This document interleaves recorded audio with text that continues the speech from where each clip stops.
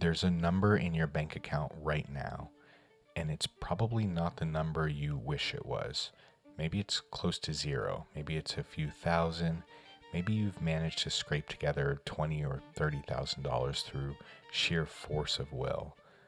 Whatever the number is, it feels simultaneously like too much work for too little results and not nearly enough to change anything meaningful. We talk about wealth in abstract terms: financial freedom, generational wealth, retirement security. But these phrases are so big they become meaningless, like staring at an ocean and trying to see the other side. What nobody tells you is that wealth isn't built from one massive leap.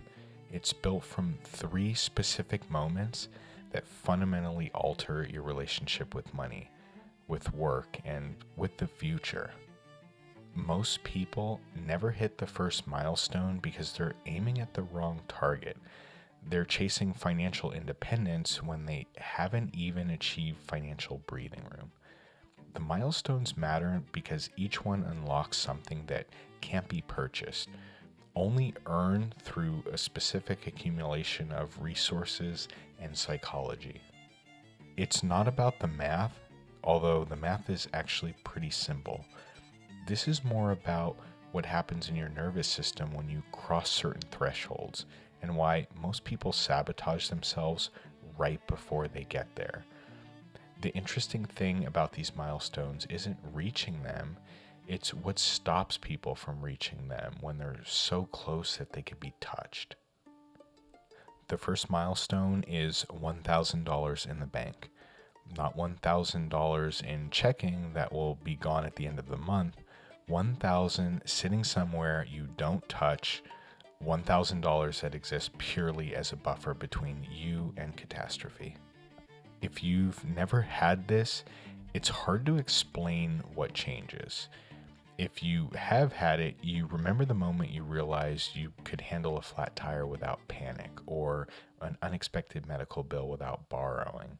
It's not enough to quit your job or change your life even, but it's enough to change how you sleep at night. $1,000 is the difference between fragile and vulnerable. Without it, every unexpected expense is an emergency.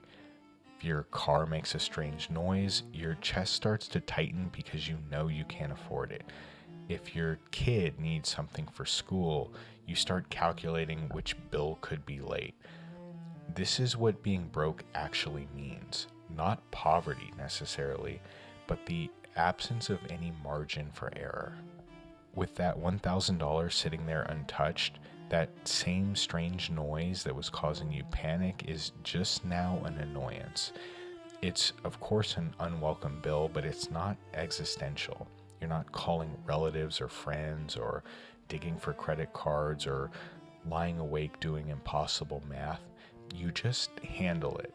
And handling it without drama is the kind of wealth that people with money have forgotten how to value it. This is the interesting part. Most people who could save $1,000 don't end up doing it. They get to $800 and something magically comes up. Something always comes up.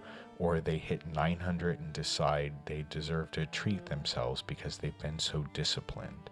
Or they reach 1,000 and immediately spend it because having it makes them feel anxious in a way that being broke doesn't make them feel that way. The psychology here is super dark, and darker than most financial advice acknowledges. Being broke is familiar. It's, of course, uncomfortable, but it is known. Having money, even a small amount, means you could lose it. And losing something feels worse than never having it at all. So unconsciously, people start to arrange their lives to never quite get there. There's also identity. You spent years, maybe even decades, being the person who doesn't have money. Your friends are people who are probably also broke. Your family expects you to be broke because you've always been broke. Saving $1,000 means admitting that you could have done this a long time ago, and that acknowledgement comes with grief for all the time that you didn't. So people sabotage. They find reasons the money needs to be spent right now. They tell themselves $1,000 isn't enough to matter anyway, so why bother? They keep themselves in their familiar territory and financial chaos because chaos, at least, doesn't require them to change their story about who they are. If you can get past this resistance, if you can push through it, if you can sit with the discomfort of having $1,000 and not spending it, something shifts. Not in your circumstances, those are mostly going to be the same, but in how you make decisions. You start to think slightly longer term because you have evidence that tomorrow might actually come. You stop making desperate choices. You don't take the payday loan because you have options. You don't stay in that terrible job quite as long because the terror is slightly reduced. You're not free, but you're less trapped. And less trapped opens up more decisions that weren't visible before. This first milestone is much more psychological than it is financial. It proves to you that you can accumulate something, that money can stay money instead of transforming into purchases. For people who've never experienced this, it's magical. For people who had and lost it, getting back to it feels like coming home after years of wandering. Practically, the path is mechanical. Save $50 a paycheck until you hit 1,000. Don't negotiate with yourself about it. Don't borrow from it for emergencies that aren't emergencies. Don't convince yourself you'll start next month. Just $50 every paycheck until it's done. The discipline matters more than the dollars. The second milestone is where things start to get real. 6 months of expenses saved, not 6 months of income, 6 months of actual living expenses. For most people, this is somewhere between $10,000 and $25,000, and it's the difference between employed and employable. This is a milestone that very few people hit, and it's the one that changes everything for people who do, because 6 months of expenses means you can quit. Not that you will quit, but that you could. And the psychological shift that comes from could rather than must rewires how you show up to everything. 6 months of expenses means you're not a hostage anymore. You're a volunteer, even if you're volunteering out of strategy rather than love. Your boss knows it, or at least can sense it. You carry yourself a little bit differently when you have options. People also are going to start to treat you differently when you're there by choice and not because you need to be there. But let's be honest about what stops people from getting here. It's not just the amount, though. $20,000 is real money when you're starting from zero.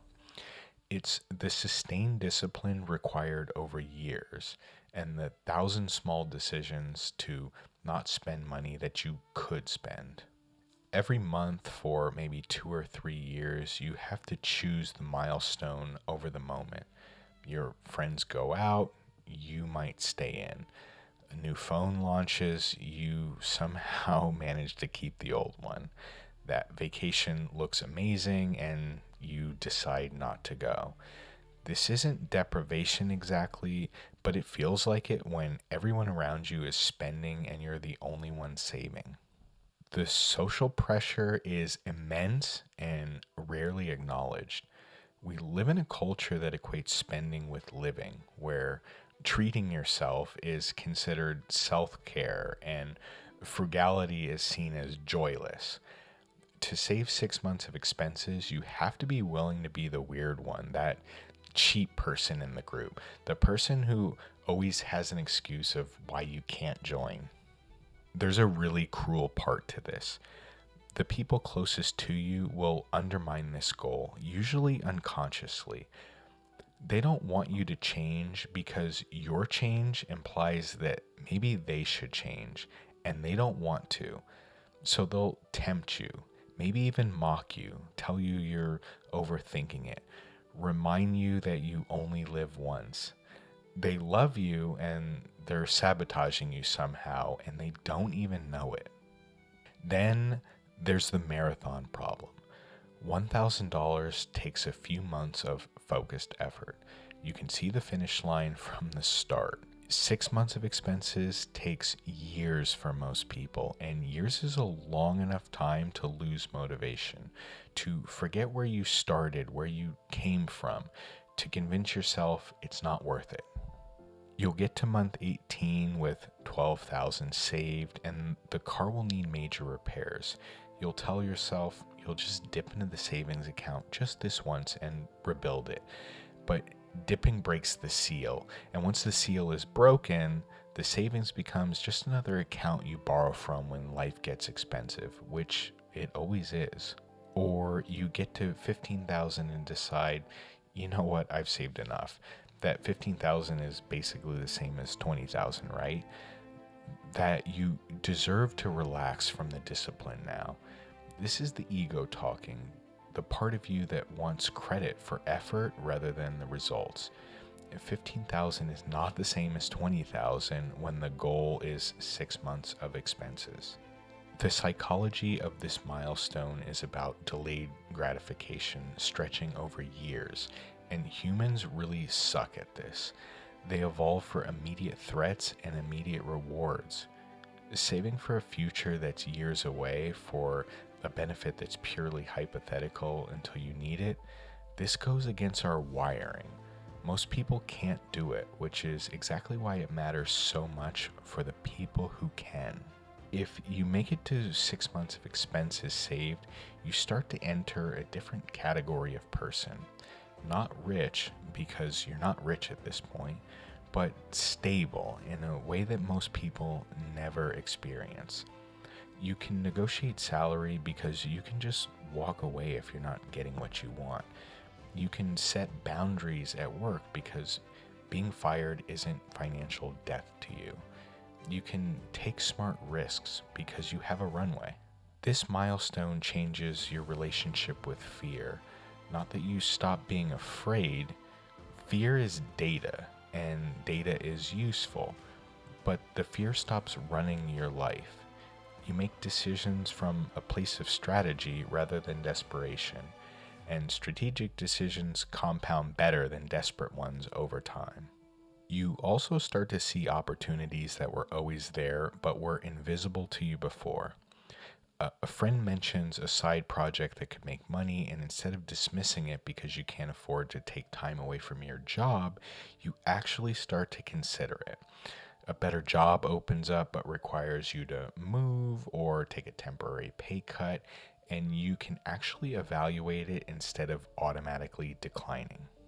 The 6 month milestone doesn't make you brave, it makes you a little bit less cowardly, which is more useful.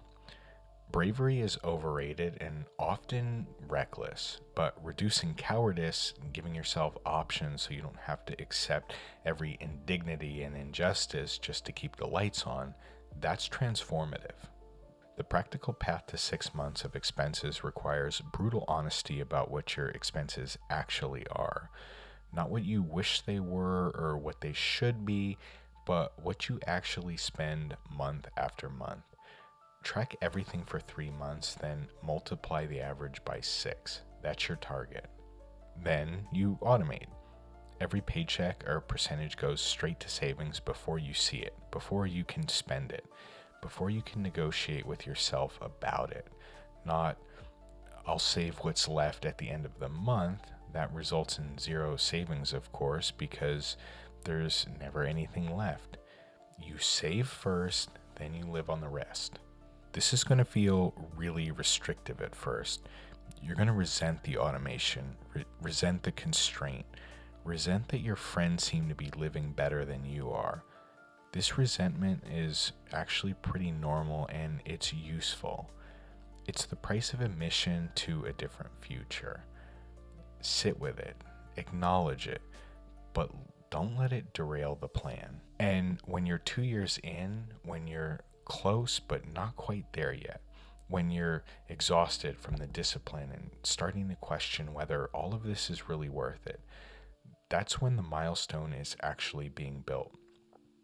The last 20% is where most people are going to quit.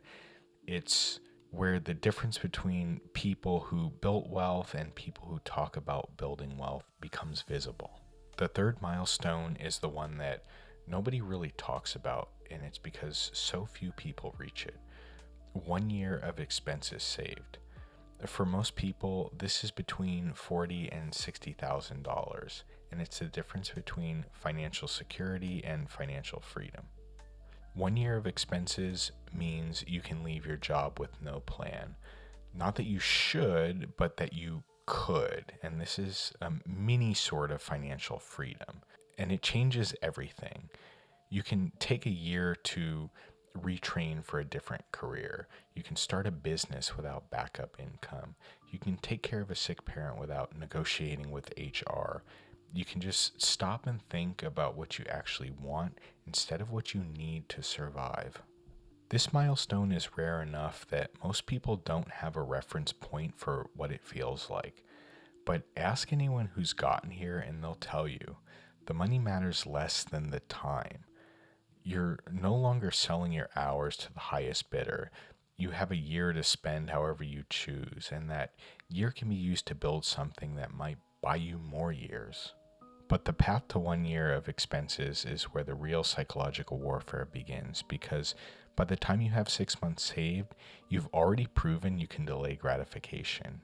You've already endured years of discipline, and a part of you is screaming that you've done enough, that you deserve to ease up, that continuing to save is just greed or fear or neurosis. That's why nobody gets here, and this is where people plateau. They hit 6 or 8 months of expenses and they stop actively saving. They tell themselves they've achieved financial stability, and technically they really have, but they've stopped right before the milestone that could give them true flexibility, and most people never restart the climb. Notice the resistance here. It's really subtle. It's not that you start spending recklessly, it's that you stop being as disciplined. You save less each month because other priorities feel more urgent, or you dip into the savings for things that aren't quite emergencies, but aren't quite optional either. The balance stops growing, and after a few years, you've convinced yourself that 6 months is enough. There's also a strange psychological phenomenon where having money makes people want to spend money. When you were broke, you had no choice but to restrain. But with 6 months saved, you feel safe enough to relax. And relaxing often means spending. The discipline that got you to 6 months feels unnecessary now that you have 6 months, so you abandon it right before you could take it to 12. There's also this silent killer of wealth building, lifestyle inflation. Your income probably increased while you were saving those first 6 months. Instead of saving the increased income, you upgraded your life. Maybe you got a better apartment, a slightly nicer car. You decided to dine out more frequently with family or friends. Nothing extravagant, just small improvements that feel deserved. But these improvements increase your monthly expenses, which means 1 year of expenses is now a moving target that's farther away than it was before. Getting to 1 year of expenses requires something most people don't have, and that's the ability to not spend money that you could spend. It's not about poverty budgets or deprivation. It's about looking at your increased income and deciding to bank it instead of absorb it into your lifestyle. This is unnatural, counterintuitive, and necessary. It also requires insulation from social comparison. Your peers are probably spending more visibly than you. They have a new car, nice vacation photos, the upgraded everything. And unless you're deeply secure in your own path, you'll start to feel like you're falling behind, even though you're actually pulling quite a ways ahead of them.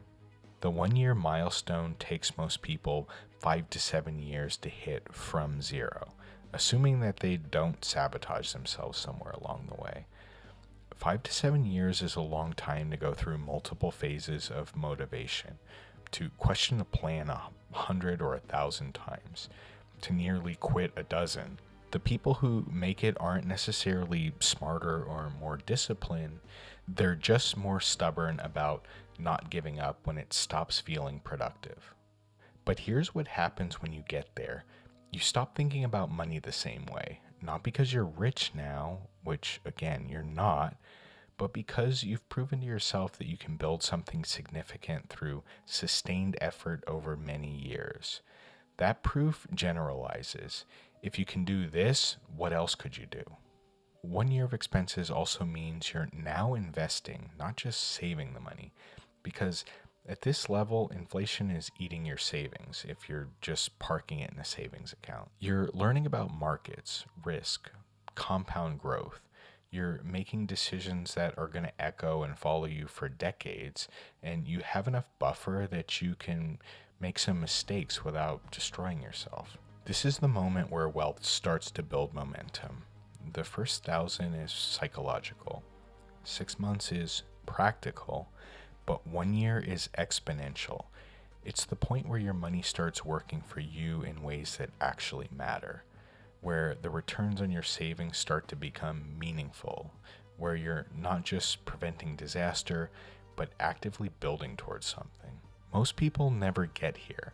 They spend their whole lives between broke and slightly stable, never quite achieving the security that would let them take real risk or make real choices. This isn't because they can't, it's because they won't. They quit too early, spend too readily, or never start at all. And that's fine. Not everybody needs to hit these milestones.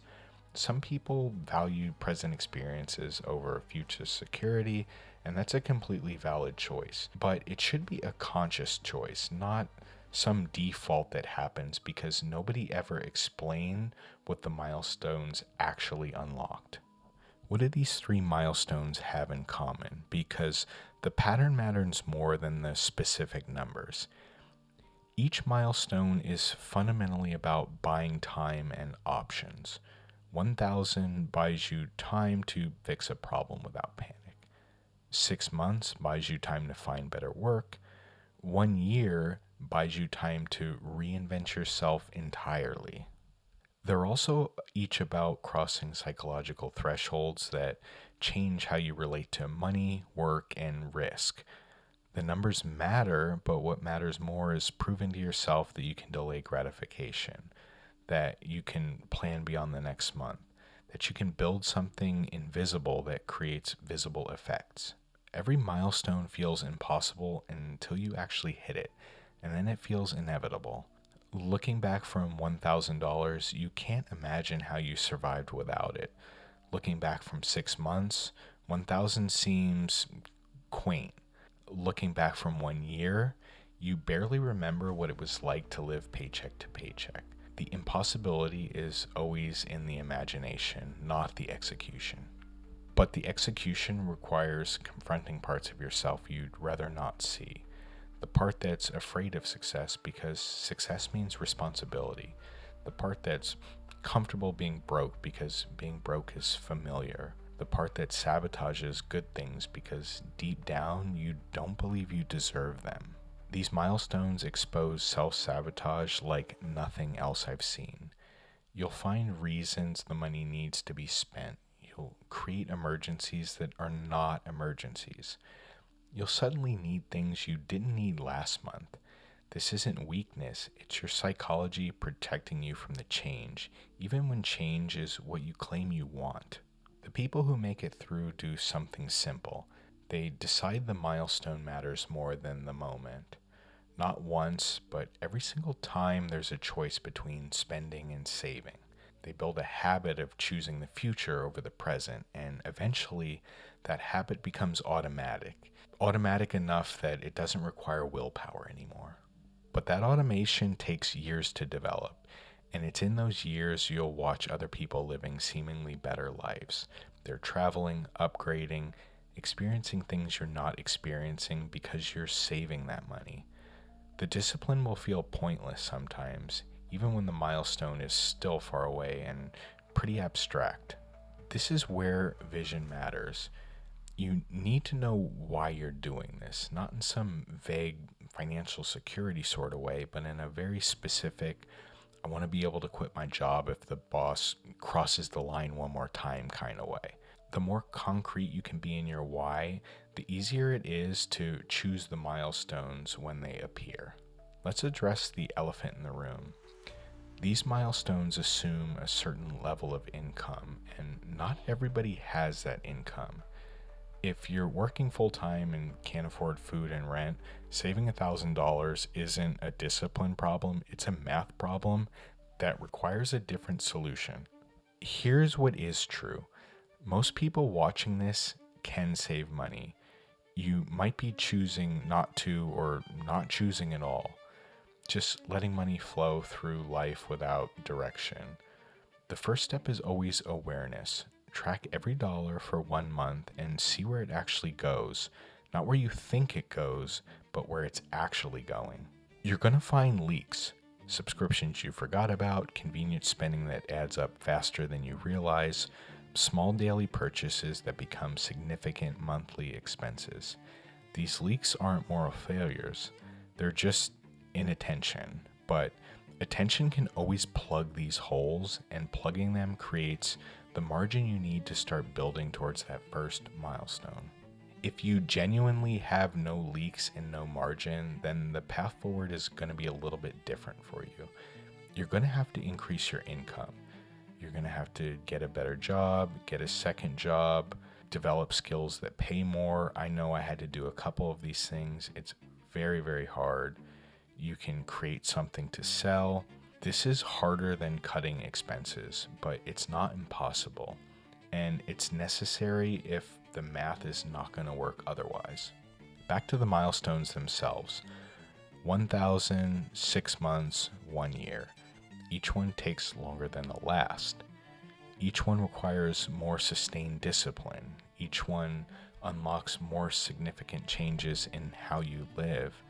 And each one is optional. You can stop at any point and be better off than you were. But stopping means living in the middle ground. And the middle ground is where most people exist. Stable enough to not be desperate, but not stable enough to be free. Comfortable enough to justify not changing, but not comfortable enough to stop worrying. It's not a bad place to be, but it's not the place most people thought they'd end up when they imagine their future, and it's certainly not where I imagine mine. The milestones are invitations to something different. Not perfect, not easy, but just different.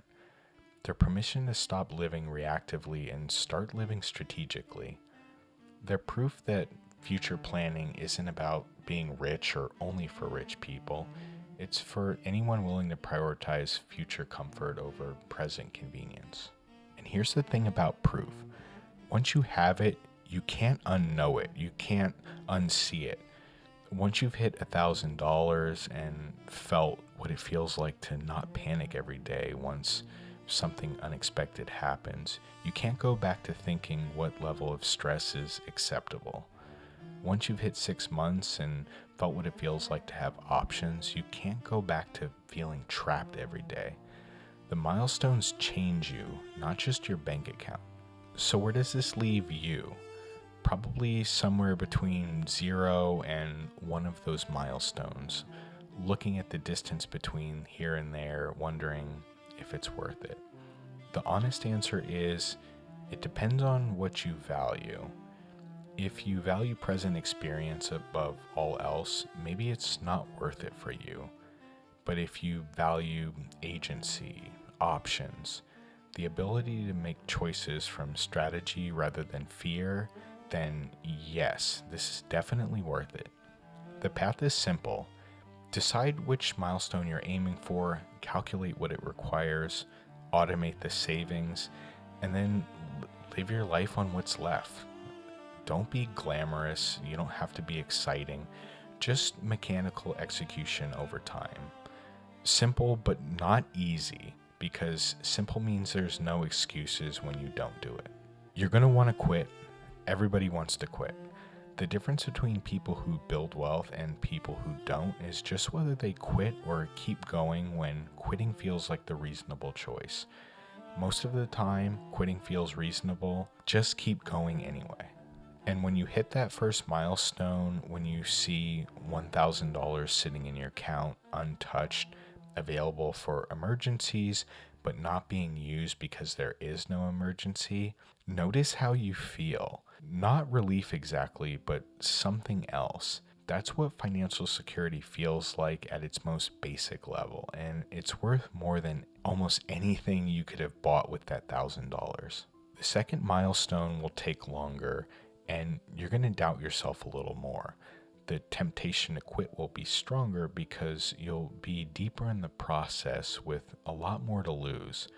But the payoff is proportionally larger. 6 months of expenses doesn't just double your security of $1,000, it transforms it into something qualitatively different. And if you somehow make it to a year, if you actually build 12 months of living expenses and savings, you'll join a very small percentage of people who have true financial flexibility. Not freedom from work, but freedom within work. Not retirement, but optionality. Not wealth, but stability that looks like wealth when viewed from the outside. These milestones won't make you happy if you're unhappy. They won't fix your relationships or give your life any meaning, but they will remove financial stress as a primary driver to your decisions, and that removal creates space for everything else to grow and become better. Space to think, space to choose, space to become whoever you're trying to become. There's more to this pattern. Wait until you see where this leads in the next video.